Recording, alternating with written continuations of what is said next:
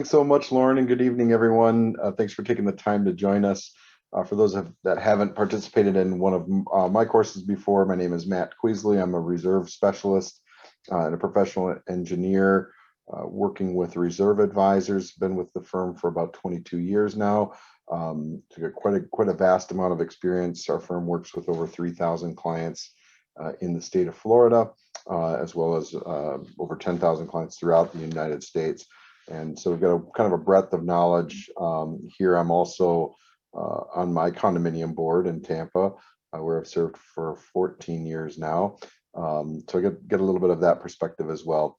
We're going to talk about reserve funding challenges today. There's a lot going on in the world right now, and I think that this class is not necessarily a new one, but it's more relevant than ever when your reserves that have been set aside are insufficient for repairs or replacements. And we're going to just kind of this class goes through a number of examples of how we saw communities go from point A to point B, and we're allowed to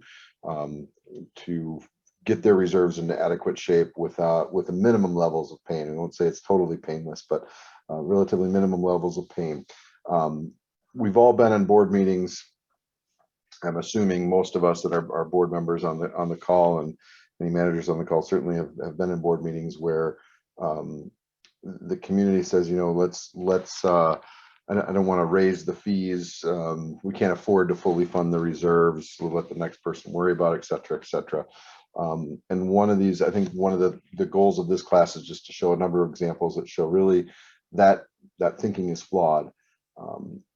Deferring reserve contributions now really isn't for setting aside funds for a project 20, 30, 40 years from now. It's setting aside funds for the wear and tear that's occurring each and every day.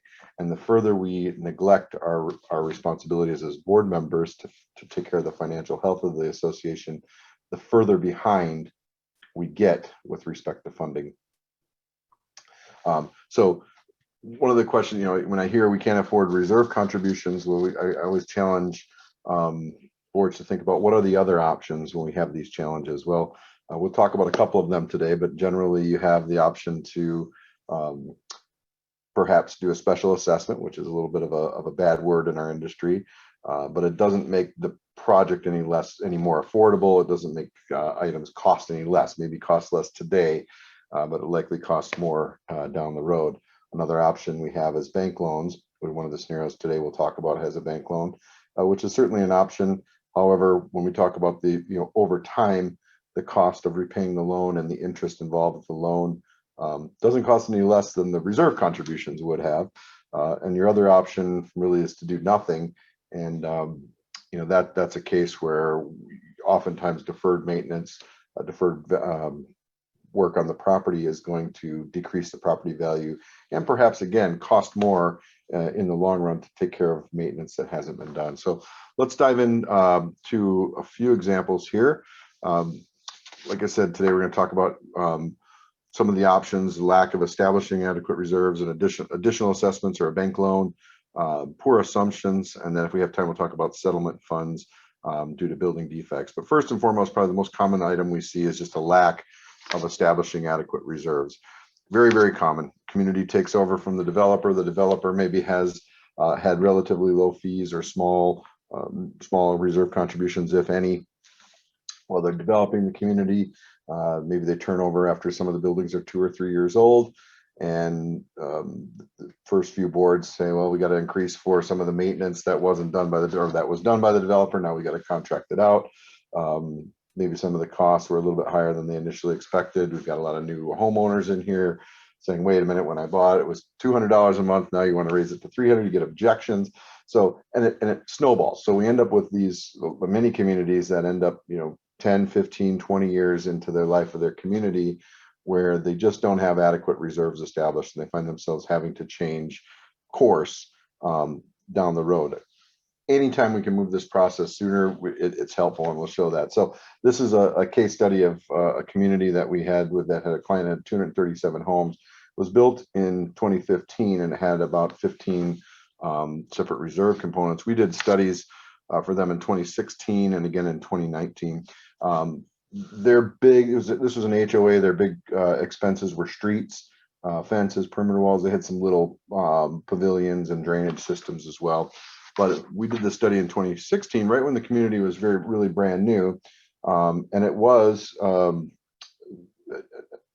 need for an increase. So we had, I'm not sure if you can see this well, but the initial reserves that we started with were they were contributing about $89,000 a year.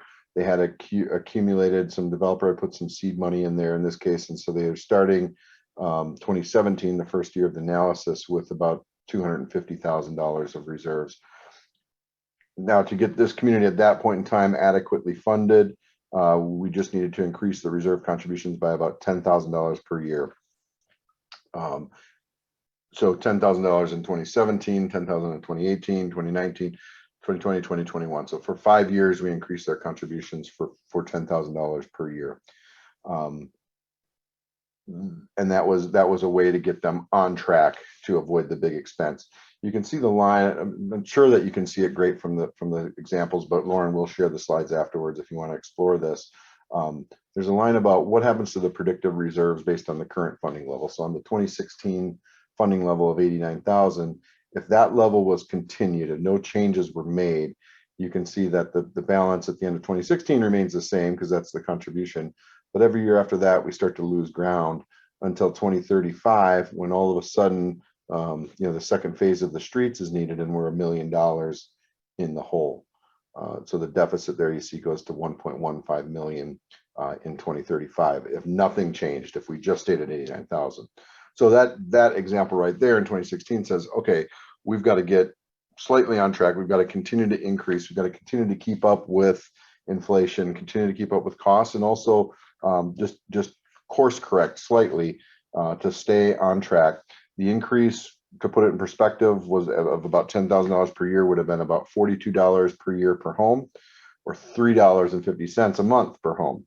Now it's 5 years in a row, but at $3.50 per month per home doesn't sound too bad compared to the $1 million deficit in 2035.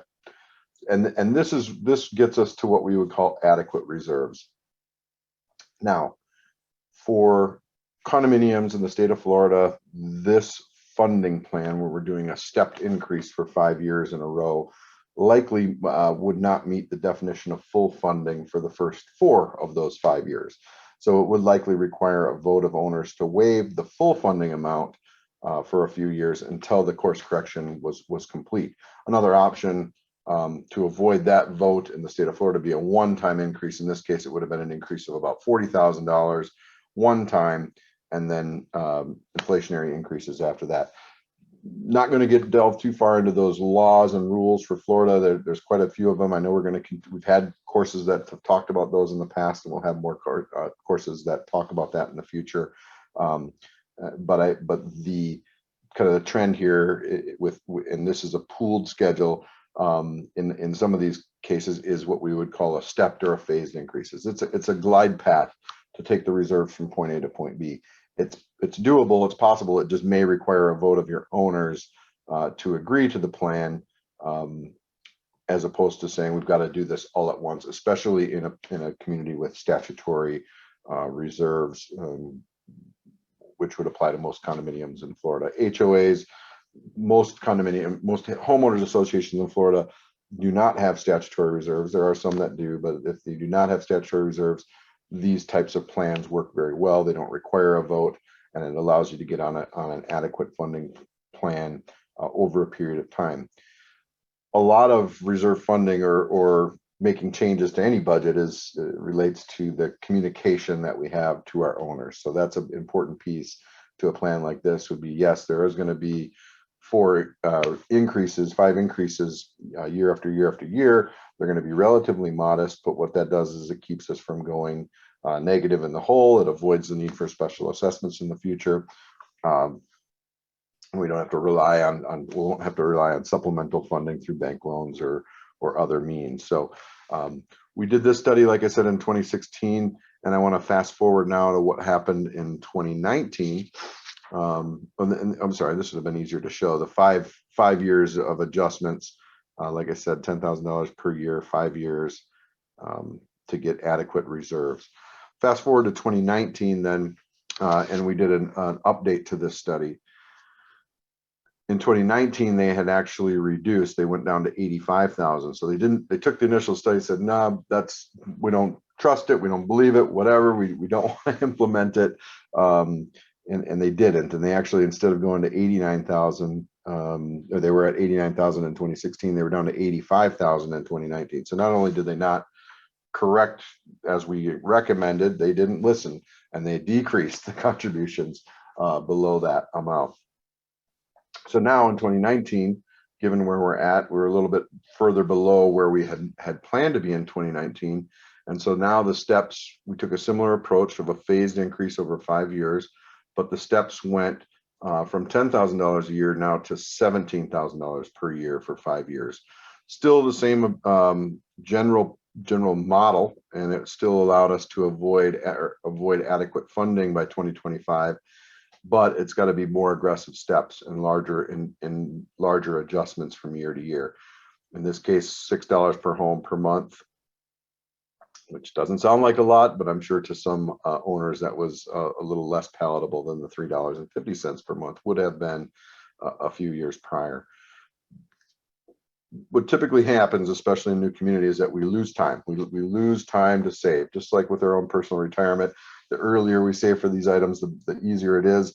The further we wait to make the adjustments, the further we wait to save, the less time we have, and the deferring that increase resulted in larger contributions. I think it was $72 per year per home as opposed to $45 per year per home just a couple of years earlier.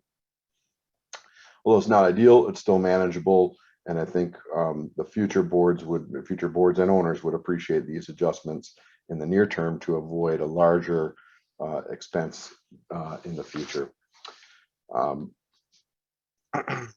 Moving on, this is a graphical representation. So in 2016, you can see what we recommended. An initial increase in 2017 to about 100,000. Which was about I think it was 99,000 up from 89,000, $10,000 increases from there, and then more stable inflationary increases after that. The inflationary increases are to really counter and create equity in the plan. We show in most of our studies, we would show inflation on the expenses. So whatever inflationary number we use, usually it's somewhat nominal. Historically, we're starting to increase it a bit, of course, with the market conditions, but it still wouldn't be prudent to think that the current inflation that we're seeing would be sustainable for 10, 15, or 20 years. So we're using moderate levels, 3 to 4%. What we would recommend to counter those, of course, is increases in contributions, 3 or 4%. Without those increases, we're unable to keep pace with inflation, but also just creates an inequitable plan. If we didn't include, if we said, okay, the plan has to be the funding plan, as you see, these are ramping up. If the funding plan had to be level for the next 20 years or 30 years, but we had inflation on the expenditures, we'd in essence be saying that the current owners are paying a larger share, because when inflation is present in a model like this, the future value of the dollars, the present value of the dollars is the same with these bars. Even though the bars are growing in this, the present value of all those dollars is relatively the same once we get past that initial adjustment period. So you can see how that adjustment compared, and then what it did is shifted a lot of the contributions to the reserves to the latter years of the study, because the contributions were not made in the beginning years of the study. So this community, if they would have made the adjustments earlier in 2017, the future owners, starting next year, would actually be paying less in reserves than the current owners would be paying, because they would have been on track a little bit sooner. I'm going to just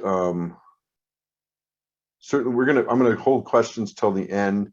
And we're gonna try to save some time at the end. I'm sure that there will be some questions that we will not be able to answer, but I appreciate the questions. If you want to drop them into the chat, Lauren and I will do our best to get to them at the end. And again, like I said, if we can't, we'll do another course that will cover some of the other aspects of this. But another example I want to look at, just similar case. Relatively new community built. This one was built in 2005. 128 units, 16 buildings, had 20 different reserve components, primarily exterior building elements and site elements. So things like roofing, siding, pavement, driveways, etc., were a part of this community. The specifics aren't too important for the example of the funding that we're going through, but the big expenses here were kind of spread out. The 20, let's see, based on their current, in 2015, you can see they had a current reserve budget of 67,000. And in this case, we anticipated there would be a deficit in 2024 if the association just stood by those inflationary increases. And at this time, we're using 2.7%. But as such, our recommendations to establish adequately funding contributions was similar to the last example, $10,500 per year in this case from 2016 through 2020, followed by inflationary increase. Put this in perspective, $82 per year per home, or about $6.83 per month per home for 5 years in a row. This was the path forward for this client to ensure their reserves were adequately funded, just as we defined them in the previous study. When we look forward to 2018, then what we found was that again, the client disregarded the funding recommendations and held the same level as they were contributing in 2015, which was 67,000. So now in this case, the contributions jumped again to 18,000 per year versus 10,500 per year in the prior study, which now added up to $12 per month per home. Again, losing time to get to get to an adequate funding level. Very similar plan here. So these are two very similar cases. I think even one of them, this particular community is a little bit older. This one was built in 2015. So some of their bigger 2005. So some of their bigger expenditures were coming up more near term in this project, but a similar funding plan allowed them to get on track. Now we're going to look at an older building. This particular building was constructed in 1968, and it was converted to condominiums in 2005. It's 156 units in a 25-story high-rise building. They were contributing a healthy amount of their reserves, almost $300,000 per year, but they only had about $300,000 in the reserves. So they hadn't had established adequate funds prior to our engagement with the property. The client was facing, with their aging infrastructure building dating back to the 60s, they had over $6 million in near-term capital projects, including a number of items, elevators, exterior facade work that was needed to be done. The envelope of the building had quite a bit of work. We did a reserve study for them in 2017. It was 82 components, and here's what we found. We found that the current contribution, obviously the current balance, current contributions were not even going to get close to the $6 million in near-term capital projects that had accumulated. So again, we go back to, well, what are our options? We could special assess for those $6 million project. We could talk to the bank about a loan for this, but we certainly couldn't ignore these projects. They were the critical safety components of the building, including elevators, and like I said, the facade of the building. So it just couldn't be avoided. The project couldn't be deferred, nor would anyone recommend it would be deferred. But the funds just hadn't been set aside in the past. So again, kind of an example of kicking the can down the road in this case. So let's take a little closer look at this property. You can see we're looking at the building envelope. We found significant deterioration to many of the components, the facade, the balconies, the railing, post pockets, the garage structure. Left unchecked, these items allow for more water infiltration, allow for more damage, and the repairs just continue to get more and more expensive. Reduced useful lives of the coatings, of course, when you have concrete deteriorating underneath it, and they overall get more expensive the more that we defer these projects. So we were engaged to kind of identify key priorities in the reserve study. And we worked with their association in this case and their lender to incorporate a loan into the reserve study and provide funding recommendations to establish adequate reserve funds with the benefit of a loan. So we had, again, looked at a garage restoration project for this property, an elevator modernization. They had some heating and cooling piping that was needed to be done, the waterproof coating at the balconies, and other facade repairs are all priorities in the next 5 years for this community. Like we said, it was actually over $6 million worth of work. This slide, I think it's pretty hard to see, but it is kind of lists all the projects over the next 5 years. The final line on this forecast is their loan repayment. So what we did, if you kind of zoom in and take a closer look at some of the expenditures, the elevators in this case were $1 million or $905,000. The piping was $200,000. Some of the facade garage restoration project was over $2 million, which is adding, you know, all told, like we said, it's up to $6 million. Delaying these projects is not a feasible option because the costs are not going to, costs wouldn't decrease, but also like we said, it could create, you know, an unusability of the building if the elevators are not working, or safety issues if the garage or facade is not addressed. So in this case, the bank and the community worked out a loan for $4 million of the $6 million. They had some time to rebuild it. They really didn't have anything in reserves to begin with. Like we said, I think they had 300,000 in reserves, just under that. They amortized it over a long time, 21 years, which is probably longer than most that I see. Usually we're in the 10 to 15 year range for loans, but in this case, they were able to extend it out, in part due to the type of projects, and that some of the projects were a couple of years out still. So we developed this schedule, and you can see in this graphical representation, the red bars are the expenses that they had. So we talked about that $2 million garage work, the $1 million elevator and facade work, and you can see the initial infusion of cash being this larger loan infusion from the bank. What you can't see here, but you could see in the prior sheet, is the loan repayment amounts are also figured into these red expenditure bars. So we're taking the proceeds to the loan, showing it in the reserve schedule, and we're also showing the loan repayments in the reserve schedule. So we're kind of running the entire loan through the reserve plan, as you can see. So this allowed the community then to take 5 years again to step up the reserve contributions. First of all, the project prioritization, these costs were really all needed prior to finalizing the loan with the bank, and so that was helpful to determine this plan. But what we then recommended, and this goes back a few years, but what we had recommended was some pretty significant increases, $52 per month per owner for 5 years in a row. So again, we could look at this and say, well, we could have done $200 a month per owner right away, or we phase that over 5 years.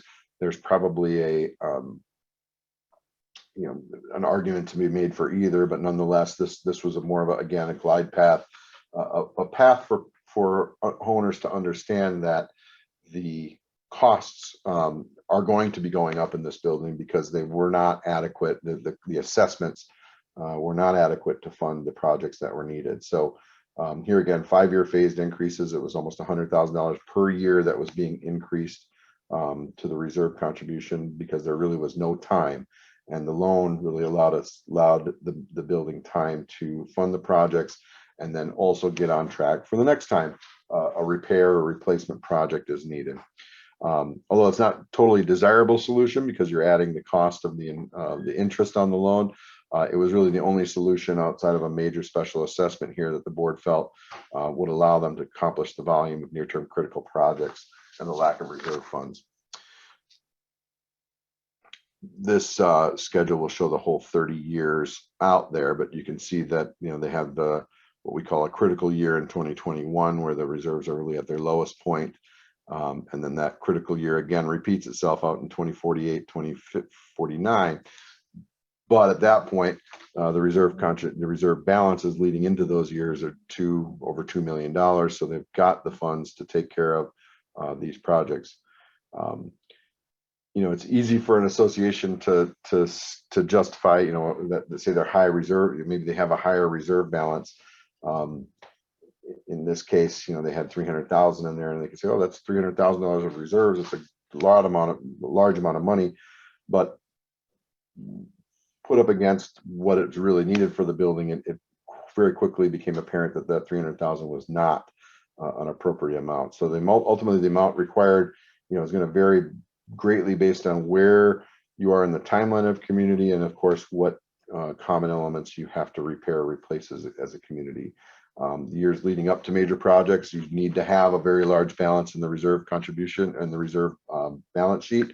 But the years immediately following, we have balances that can be very low. And in fact, the state allows us to take our reserves, if we plan on taking our reserves all the way down to zero in your critical or lowest funding years when we're looking at these pooled schedules. This one is kind of a multifaceted plan, but it managed, it was both increases in contributions as well as loan proceeds and loan repayments, but it did allow the property to get this project done and get all the projects done and stay in a safe environment. The next question, or the next example we have, was kind of based on some poor assumptions, and this is very common. Very few states in our country require communities to do reserve studies. Probably the biggest mistake that I see was one that this community made, in that they really hadn't planned for adequate remaining costs in their items and in their useful life, but they also had some items on their schedules like railings and gutters and downspouts that were not part of the schedule that was done by the internal board of directors. So it's not required to hire a professional to do a reserve study. It's a best practice, but many community boards decide, that let me do that on my own. We can save the money, and we've got some maybe retired contractors that can go out and get us estimates, and we can come up with some pretty good numbers. So this particular community was 92 units, 23 buildings, built in 1998 to 2002, so about 25 years old, and they're currently setting aside about $82 per month per unit. The reserve components here, where there's 35 different components, including roofs, like I said, gutters and downspouts, siding, pavement, sidewalks, a clubhouse, and a swimming pool. This particular community had an internal reserve study conducted by a homeowner, which is being used as their foundation for budgeting each year. So taking a closer look, as the property was aging, there was, the replacement costs were increasing, and specifically with the roofs. The association was kind of in the middle of the roofs. They had started replacing them. They had them on the schedule, but it turns out their cost projections were extremely low for what was actually needed. The low cost data meant that 12 of the 35 buildings, 12 of the 23 buildings, so just about half of the property were left when they ran out of money in their reserves.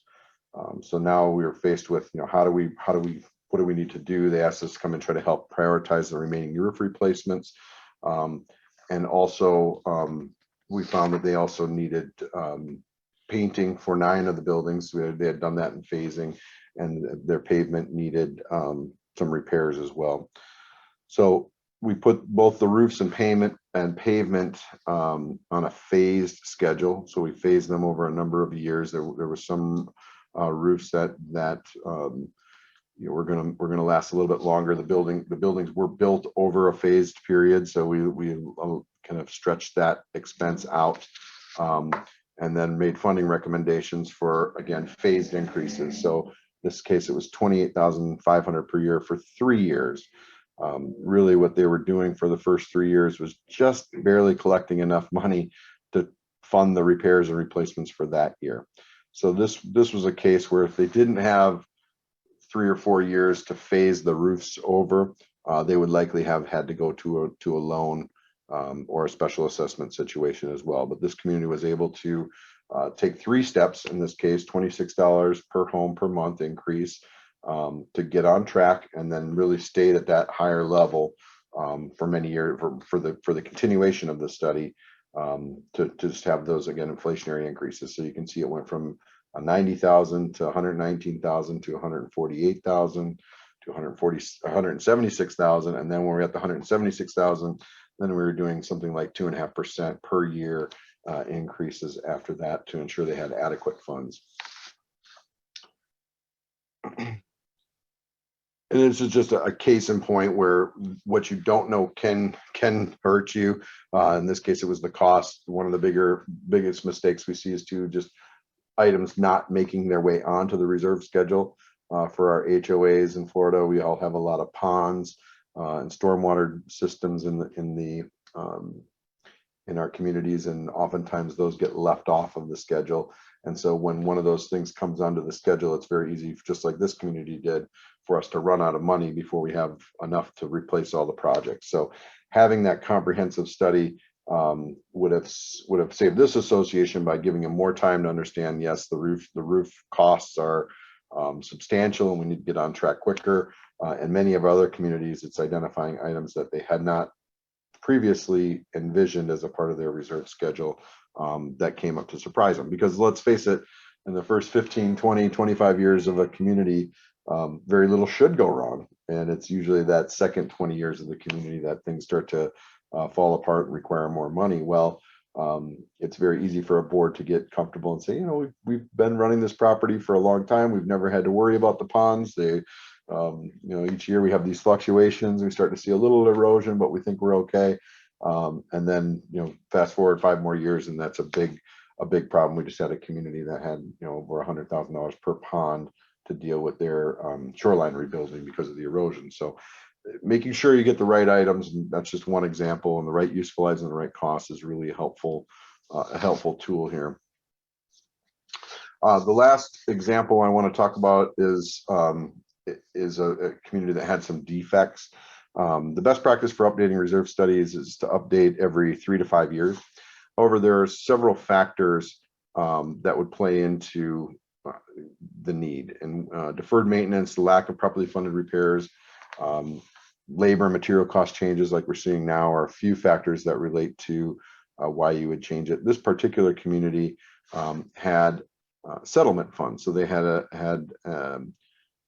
settlement due to a defect claim from their developer, and that we wanted to look at how to incorporate into the reserves and what effect that would have on their reserves. This one was 164 units, 160 units in 4 buildings, garden style buildings constructed 2006 to 2008. And they had quite a bit of water intrusion into their buildings, into the units at the time of our 2019 inspection. So the water infiltration was primarily due to the deterioration of the exterior stucco control joints and improperly balanced and flash windows.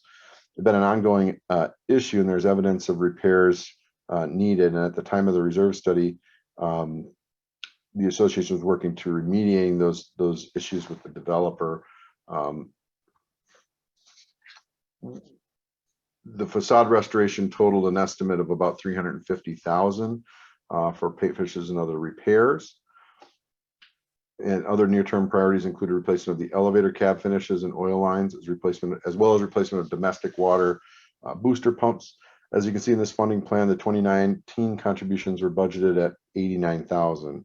So a combination of the critical near-term projects plus $800,000 of expenditures in 2033 and 34 drove the need to increase this annual reserve contribution to over up to $250,000. So let's take a closer look at the next 5 years here. Several months after completing the reserve study, our client received the settlement funds related to the water infiltration issues. Fortunately, the study was only a few months old, which allowed us to update the funding recommendations in the plan. However, as you see in the next slide, even the latest reserve study is dated. Even if the latest reserve study is dated or an association hasn't had a chance, the settlement funds warrants consideration in the reserve study, as its near-term influx or need for near-term repairs can have a great impact on funding levels moving forward. So when we revised this funding plan to show that the additional settlement funds, the client received almost $450,000 in total settlement funds. And they also eliminated about $300,000 of their stucco expenses in 2019 because that was part of the settlement as well, that the developer was going to conduct those repairs. So resulted in a projected, all of a sudden in 2020, a balance in excess of 100 million versus what 300,000 that we had in the initial plan from 7 months earlier. Furthermore, annual contributions were reduced at a rate of 15% beginning in 2021. So looking at that, then that total 30-year funding plan changed based on not only the influx of funds, but also the change of some of the timing of the projects. But when you really look at the long-term funding, it went from 250,000 a year to 211,000 a year. Now, in this case is one of the cases where you will see we did not include any inflationary allowances in the 30-year projection. And we can talk, if we have time at the end of this, I can talk about why we would have done that. But just for illustrative purposes here, this chart compares the funding plan from the preliminary report, which is the purple kind of bars, and balance to that of the revised report. As I mentioned, you can see that in 2021, the contributions were decreased by about 15% per year as a result of those funds. It equated to about 39,000 less contributions, or a total of 242 per homeowner per year. As you look closer, the revised funding plan not only reduced reserve contributions, but it also results in higher year-end balances for the foreseeable future. Over time, so that, and the balance is the green line, the higher green line in the green scenario, that's the final contributions, the final year-end balances. But over time, you'll see that those tend to align back up as the contributions in the green plan, the revised plan, are lower than that on the preliminary plan. Okay, so that's the prepared material I had. I'm gonna stop sharing my screen because I wanted to run through those scenarios, and we do have some time here, so I wanted to run through a number of the questions. So let's see, we'll start from the top here. First question, so we've got chat and Q&A. I think I'll start with whichever one I start with, the other's going to be upset. I'll start with the chat. I think I can handle some of those pretty quickly here, it looks like. So how often should a reserve study be performed? I may have mentioned this, but about three years is a good interval for reserve studies to be performed. Many communities are looking at them more frequently now, especially as fluctuations and costs change. And you can see if a plan is ignored, waiting 3 or 4 or 5 years between the plan usually just gives you less time to do that. So best practice is about 3 years. Vito asks, can you utilize the reserve funds for a major project? Typically, yes. Reserve funds, if they're statutory in the state of Florida, would be allowed for use for any of their authorized purpose, meaning whatever the funds were set aside for can be used for reserves. If it's a capital improvement project, adding your new hot tub, that's not a reserve item currently. No, you cannot use those funds without a vote of the owners. The next question in the chat is, can we move funds from an overfunded reserve to another reserve? And the answer is yes. If it's a statutory reserve, that's going to require owner approval to move those funds. Similar as it would to say we're going to take our existing reserve funds and use them to build that new hot tub. That would require owner approval ahead of time before you do it. The next comment, hello, our community just increased the monthly HOA fee to ensure that our reserves are fully funded for the next several years, so we're in good shape. But what if the residents do not approve the increase? Our capital reserve would go into the negative. So what happens to an HOA if they're not fully funded? Our POA president was threatening that the state of Florida would take us over and our monthly fees would skyrocket. Is this true? Worst case scenario, but yeah, I think that's a possibility. If most communities, 99% of all communities that I work with, the board sets the budget. It's not an owner decision.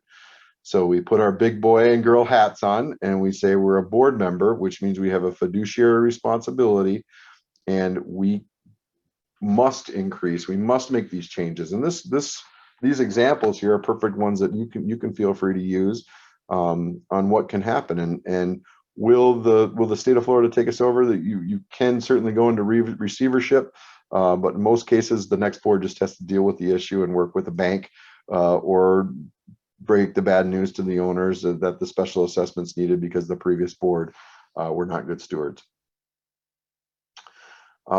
Case of an HOA given reserve funding isn't mandatory. How can the board fulfill their obligations if the homeowner simply refused to accept the reserve funding, including in the operating budget? Again, I don't. I think if your owners are voting to approve the budget, it's a rare case, but it does happen. I think someone else says, yeah, it depends on your governing documents. But if the owners are approving the budget, communication is critical. Get a reserve study, outline where the community is going to end up with if we don't pay the reserves. The thinking that the reserve funds, again, are for future needs or repairs or replacements just doesn't hold water.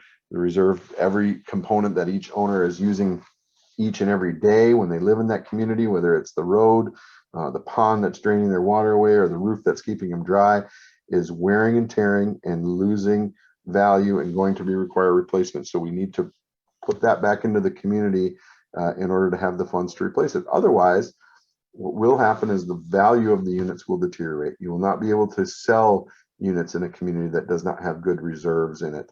You'll not be able to insure a community that does not have adequate reserves in some cases, or adequate maintenance at least. And so what does that do? Well, that ruins everyone's biggest investment in that most will make in their entire life, and that is their investment in their home. So if the owners, when you say the owners refuse to accept, I do not like those situations where the owners are in control of setting the budget. Thankfully, most time the board gets to set the budget, not the owners.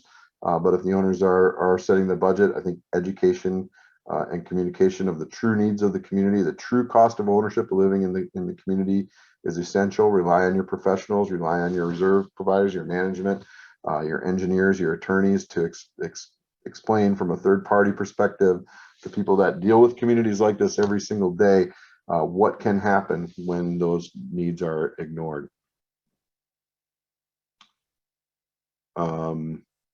Another question from Scott about categories. Yes, so the examples that we ran through today are examples of pooled reserve components. So looking at the reserves as a group, more and more communities every day are looking at grouping and pooling the reserves into a group of assets as opposed to an individual category. But yes, if we have to move money if we do have category reserves and they're restricted by the statutes, then those reserves would have to stay in that category unless approved by a majority vote of the owners. Now, if a category is overfunded, that may be the point of the question here or the comment, you can stop funding it. You don't have to continue to put money into a category that no longer needs the funds, but you would do that at the next budget year. You wouldn't do that mid-budget year unless you revised your budget. And Donald looks like you may have answered that in the chat as well. Thank you for that. Question from Linda. When we are under developer control, should he have given us the ability to vote on what reserves can be used for, i.e. building a bridge? Legal question specific to your community. So I really can't answer that. Vito, yes, you can certainly hire us to perform reserve study. Laura's going to share my information. We're happy to get you some information. Best practice for those that are interested in reserve studies is to get quotes. There's no cost or obligation for us to provide a quote for your community. One of the questions that will inevitably come up is how much is it going to cost? And I can't really answer that to all the communities. It's really based on the size and location and layout and the amenities of your specific community. So how much time is our engineer going to spend analyzing the property and developing the report that will develop the fee? So I'm happy to give anyone a quote if you want to reach out. We're happy to look at what a reserve study would cost. How do you know if the reserve is statutory? So great question from Michelle. I've mentioned this a couple of times. There's kind of two different schools of thought. A reserve can be statutory or non-statutory. Condo reserves for roofing, painting, paving, and any other expense over $10,000 are considered statutory. So if you're a condo association or a cooperative, so governed by 718, Florida Statute 718 or Florida Statute 719, and you have reserves, they're likely statutory. Homeowners associations, there's a few different ways that your reserves can be statutory. Currently, as the statute's written now, the majority of the voting interests would have to vote to establish a reserve for a specific item in order for it to be considered statutory. There was a period of time where if the developer initially established a reserve, then that would be considered statutory, but the developers were not required to establish reserves. So many did not. And like I said, in my experience, most homeowners associations do not have statutory reserves, though there are a few that are out there. So you'd have to go back and look at what were the laws at the time that my association was built, and has there been a membership meeting where a majority of the voting interests have voted to establish reserves, and you had a quorum of the membership and the majority of the voting interests. So if you have 100 homes, you have 51 homes voted, or 51 votes to establish a reserve, then it becomes statutory. It's probably a legal question and going to be specific to each homeowners association. So that's why I don't think I could answer Linda's question there earlier about their particular community, whether it's required or not from the developer. Vital says best bank to get good interest for the reserve fund. I'm not sure. I'm not sure I can answer that. Lone Star Management, and yeah, so if you Lauren will send my contact information, you can certainly reach out to me. Thank you for that, Vito. I'm going to switch over to the Q&A box, which has a whole nother list of questions in here since we have a few more minutes. I appreciate those that have stayed on. We have a great crowd today, and I appreciate this, taking the time to educate yourselves on this important topic. Fred asked, can the HOA levy a special assessment, for example, $2,000 per unit for the shortfall in reserves and collect the amount on sale of property until full funding is achieved? This would be specific to your HOA. I've seen communities that do this. They have a capital contribution each time a unit is sold, and then that capital contribution goes into the reserve account. However, that would have to be I think that would have to be allowed for in your governing documents initially in order to do that. I think that's a very hard thing to enact after the fact, but that would be a legal question, Fred. And then Hope, does the interest earned assumption impact annual contributions? So this is a great question. The interest earned assumption. So if we're earning interest on our reserves, it's going to offset the contribution needed. So whatever interest is earned, if you can earn $5,000 of interest on your savings account, and you can see that in some of the funding plan examples that we shared today, that's $5,000 less that has to come out of the homeowner's pocket. Roman says, it seems like the HOA spent $245K within 4 years. Could you explain what kind of expense was that? Roman, that's pretty detailed. I think I'll have to get back to you on that question. I'd have to go back to the initial reports. I don't have all that detail prepared for this portion of the course. But it's not uncommon for HOAs to spend that kind of money. It could be landscaping, it could be lighting, it could be ponds, it could be fencing, it could be other amenities, gates, swimming pool finishes, fitness centers. The list goes on and on. So I'm sure it's particular to the community and what they were spending those funds on. Maurice mentions, even if we increase the 4% to the monthly assessment, we also increase salaries, more cost, utilities, maintenance, etc. Correct. So right. So we have to keep what we're talking about with these increases is just the reserve increase. So if we have to increase the cost of utilities, etc., those are going to go up as well. And then the reserve contributions are another piece that has to go up. Your insurance payments, your insurance premiums are likely going up. So technically, we're not increasing our reserve. We have to look at it as the whole item, and that's easy. It's easy to let the reserves go, because the reserves are always the last thing at the bottom part of the budget. And we get down there and say, oh, we've spent all the money on the line items above. Let's change the assumptions in the reserve, and and ignore what the reserve specialists tell us. Well, that's the two examples, the first two examples that we gave in this community. All that's doing is meaning the next group of owners is going to have larger increases for the increases that we don't take today. I will say it's always a best practice to look at some level of increases, and this is something we were preaching a lot when we had low inflation, because the practice of increasing every few years is necessary to keep up with the costs in our world, and it becomes a little bit more expected for communities if they have annual increases, even if it's only a percent or a dollar. The communities that keep the fees the same for a long period of time, there may be some of you out there, those are the ones that have a harder time increasing when the time comes to increase it. So I think I've answered. I'm going to click through some of these that we've answered here.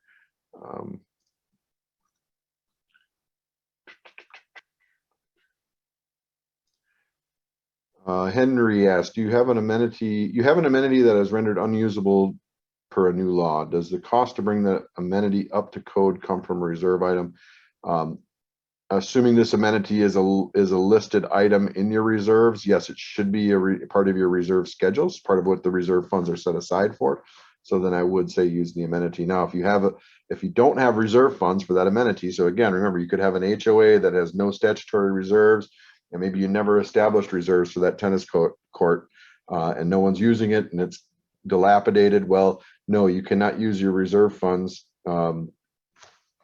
if they're statutory. So you could have non-statutory reserve funds. There's no restrictions on those, but if they're statutory reserves and you've set those up for your roofs and your paving, you cannot use them on the tennis court unless you have in your pooled reserve a tennis court line item. Stephanie, if you did a 5-year increases to help you catch up on your reserve account, does the 6-year drop back to what was being paid before plus an inflationary increase? No. So in those cases, what we were doing was we were ramping up, in those examples, we were ramping up the contributions to a level that was adequate. And so, yeah, 5 years of increases and then maintain at that higher level plus inflationary increases from there.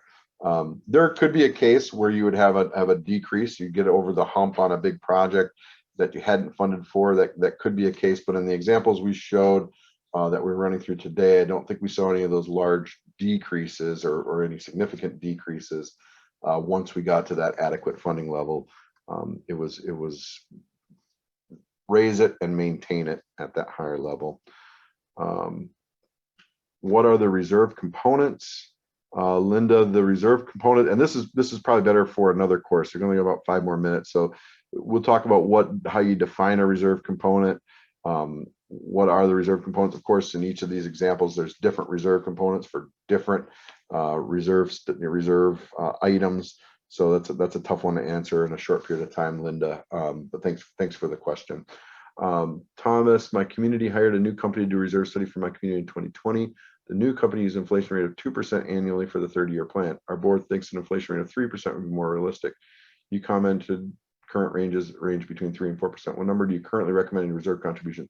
We're currently using 3.7%, I believe, as of today. We look back, we get data constantly that we're updating, and we're looking at like historical averages over time. Again, this is a 30-year plan.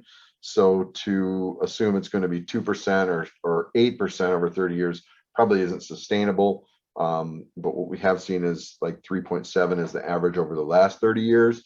So that's what we're using now for the next 30 years. And we do weight the most current rates a little bit there. But you kind of bring up a good point, Thomas. And this is kind of goes for a lot of things I'd like to mention here before we wrap. If you have questions or if you don't necessarily agree with the assumptions in your reserve study, I'd encourage you to go to the reserve study provider that gave you the reserve study and ask if they'll make adjustment to make this a tool that you can get behind and rely on. The first two examples I got where the board ignored the recommendations. We can't help to wait to think that they just didn't believe in those contributions. I think we see that too often where you just don't believe in it, so you don't follow it. Well, that's not really how the tool should work. The tool should be a collaboration between you and your reserve study providers. So go back to them and say, hey, show me this with 3.7% and see what the difference is. It likely won't change a lot if they're using the same rate for the contribution increases as they are for inflation on expenses. The first few years likely won't change a whole lot. So, but run those examples and I think you might be surprised, but I think that's how you engage with the study. It's how you use the tool, and I think your homeowners will thank you for asking those questions and making those changes. Dan asked, do sellers have obligation to disclose underfunded reserves? Would a buyer have any recourse if they bought a unit and then discover there's looming costs not funded? Not really. There is getting to be some more disclosures required from lenders, but no, there's no real obligation to the seller to disclose underfunded reserves. Outside of, there's some requirements for disclosures in the financial statements when reserves are being waived, but many communities won't waive reserves. They just won't put all the items on the list.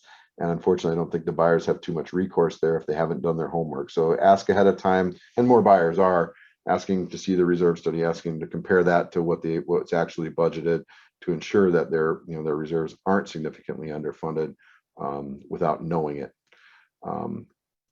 Linda, another good question. What's considered to be capital expenditures?